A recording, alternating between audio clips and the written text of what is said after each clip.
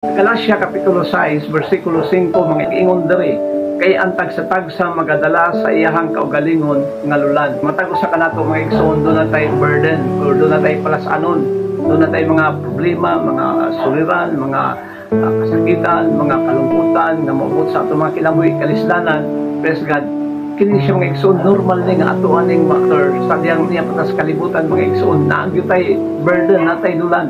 Palasanon, nag-ingon na nga itong Ginoong Kristo mga igsoon, come unto me all of you who are carrying a heavy load and I will give you rest. Katawag o nagaandang ato ang Ginoong Kristo, kita mo doon diya kaniyang mga igsoon, tungkol kay siya ang solusyon, siyang sulbad mga igsoon. He is the answer, He is the solution of our problems mga igsoon. Gitudloan tas pagduol diya sa Ginoo, tungkol kay diya sa Ginoo mga igsoon, diya nato mapalgan o makita mga igsoon ang tinuod nga talinaw o tinuod nga solusyon sa atong mga problema. Dunay kahumpayan sa ato ang mga kalag ug kinabuhi mga igsoon kung kita mo dool diya sa Ginoo.